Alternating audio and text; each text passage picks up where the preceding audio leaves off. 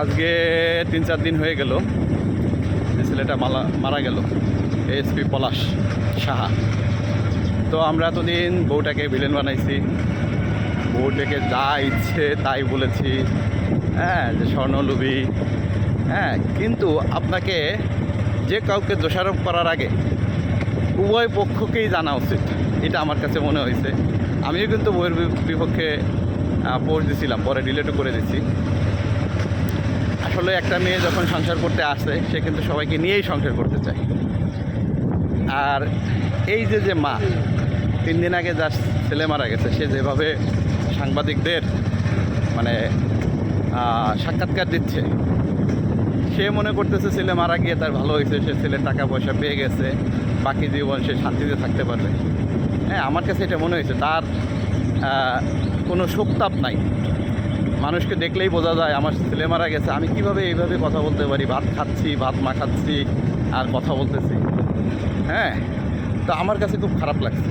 তো এখান থেকে একটা শিক্ষণীয় বিষয় আছে যে মারা আমরা করি কি, এস্টাবলিশ হই, কিছুদিন চাকরি করি, তারপরে বিয়ে করি, 2-1 বছর যায় বা অনেকের 5 বছরও যায়, তারপরে বিয়ে করি।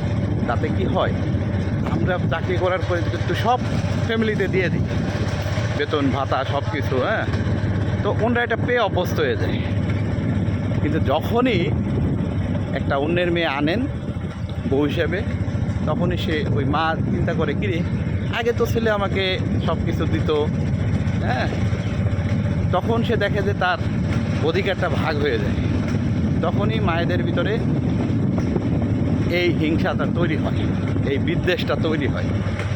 হ্যাঁ, এই মার কিন্তু আরও 2টা ছেলে আছে, তাদের কাছে কিন্তু সে থাকতে পারে না। ছোটো ছেলেটা ভালো আছে, অর্থনৈতিকভাবে ভালো আছে, ভালো একটা পোস্টে আছে, মাকে শ্রদ্ধা করে, ভালোবাসে। হ্যাঁ, তাই মা যা বলে তাই শুনে। হ্যাঁ, কিন্তু মারই বোঝা উচিত ছিল যে তার একটা নিজস্ব পার্সোনাল লাইফ আছে। হ্যাঁ, আমি কেন ছেলে বউকে নিয়ে ঘুরতে যাবে সেখানে যাব, আমি কেন ছেলে হানিমুনে যাবে সেখানে আমার যেতে হবে কেন, আমি এতটা নির্লজ্জ কেন হব? আমি মনে করি একটা জেনারেশন গ্যাপও আছে। ঠিক আছে, আগের যারা মা ছিলেন, হ্যাঁ, তারা শাশুড়ি থেকে ওইভাবে নির্যাতিত হয়ে আসছেন। এখন ওনারা চিন্তা করেন যে বৌমাদের এইভাবে চালাইতে, কিন্তু এটা সম্ভব না। আপনি একটা শিক্ষিত মেয়ে আনবেন, সুন্দরী মেয়ে আনবেন, কিন্তু সেটা মানবেন না। ঠিক আছে, তো মাদেরও বলবো, আপনারা আপনার ছেলের বউকে মেয়ের মতো না পারেন, ঠিক আছে, ছেলের বউ হিসেবেই দেখেন, কিন্তু তাদের একটু স্পেস দিন, না হলে এরকম ঘটনাই ঘটবে। মধ্যে দিয়ে সমস্যা হয় কাদের, এই যে আমরা যারা বিবাহিত পুরুষ আছি তাদের। হ্যাঁ, প্রতিনিয়ত এরা মানসিক, শারীরিক, হ্যাঁ, ধরেন আমরা কাজ করি, কর্মে ছুটে বেড়াই, ওখানে একটা মানসিক কিন্তু সবসময় একটা মেন্টাল প্রেশার থাকে।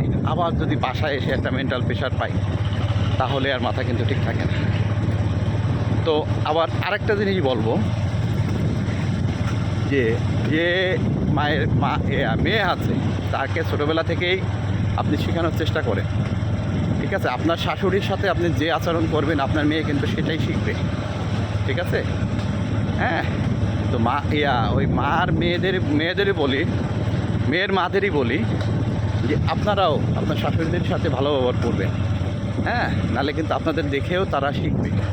কিছু মেয়ে আছে, উচ্ছৃঙ্খল মেয়ে আছে, এমন তো না যে নেই, আছে, যে স্বামীকে নিয়ে ভালো থাকতে পারবে। এটার এখন কিন্তু এটার কিন্তু 50 থেকে 60-70% মেয়েরা এরকম, যে স্বামী নিয়ে আসে, ছেলে মেয়ে নিয়ে ভালো থাকবে, কেন এখন ওদের দেখবো। কিন্তু এই ছেলেটা তৈরি করার পিছনে কিন্তু মা বাবার, এই যে আমাদের 2টা ছেলে হয়েছে, আমি তো দেখি কত পরিশ্রম করতে হয়, এই মা কত পরিশ্রম করে। হ্যাঁ, তো উভয় পক্ষেরই হ্যাঁ সহনশীল হতে হবে, তাহলেই কিন্তু এই ধরনের ঘটনা ঘটবে না। নাহলে কিন্তু পলাশ সাহের মতো অনেক ঘটনা ঘটছে অতীতেও। ইনি একজন বড় পর্যায়ে আছেন দেখে, উচ্চ পর্যায়ে আছেন দেখে এটা প্রকাশ পাইছে, প্রতিনিয়ত ঘটছে এই সমাজে। হ্যাঁ, এর মধ্যে দিয়ে প্রেশার পাচ্ছে কারা? পুরুষরা। ঠিক আছে, বিয়ের পরে পুরুষরা চিন্তা করে কীভাবে ফ্যামিলিকে ভালো রাখা যায়। হ্যাঁ, একটা সক্ষম পুরুষ, একটা মানে যারা ইনকাম করেন যে পুরুষ, হ্যাঁ, সচ্ছল পুরুষ, আর বিয়ের পরে একটা মহিলা যদি চাকরি করে সে চিন্তা করে আমার আর কোনো পুরুষ দরকার নাই, এরকম মহিলাও আছে যে চাকরি করে অর্থনৈতিকভাবে ভালো আছে, সেই মহিলা চিন্তা করে আমি কেন তার ফ্যামিলিকে দেখবো, আমি কেন তার মা বাবাকে দেখবো। সে বোঝে না ফ্যামিলি হলো একটা বন্ডিং। হ্যাঁ, এই একা থাকার ভিতরে কোনো সুখ নাই। দেখবেন যে একসময় একঘেয়েমে চলে আসছে, সেও মানসিক কষ্টে থাকবে, এটা আমার বিশ্বাস। তো আজকে আসলে অনেক দুঃখ কষ্ট নিয়ে কথাটা বললাম, কারণ এই ছেলেটা যে মারা গেল, দেখেন এ তার জীবন যুদ্ধে, মানে তার কেরিয়ার যুদ্ধে কিন্তু সে সফল। হ্যাঁ, সবারই বিসিএস ক্যাডার হওয়ার স্বপ্ন থাকে, কিন্তু সে দুইবার হয়েছে, কিন্তু সে তার জীবন যুদ্ধে পরাজিত হইল। হ্যাঁ, এটা থেকে অনেক বড় শিক্ষা আছে। আমরা সবাই ধৈর্যশীল হব, যে কোনো সমস্যায় আমরা সব ফ্যামিলির সাথে বসে এটাকে সমাধান করার চেষ্টা করব। মৃত্যু কোনো সমাধান না। হ্যাঁ, এমনিতেই দেখেন কত সমস্যা, রোগ ভোগ, ইদানিংকালে কত ভেজাল খাচ্ছি, কতজনে মারা যাচ্ছে অকালে, কতজনে অ্যাক্সিডেন্টে মারা যাচ্ছে, ঠিক না? তো সবাইকেই ধৈর্য ধরতে হবে, সুন্দরভাবে জীবনটাকে পরিচালিত করতে হবে। হ্যাঁ, ধন্যবাদ সবাইকে যদি এতক্ষণ শুনে থাকেন।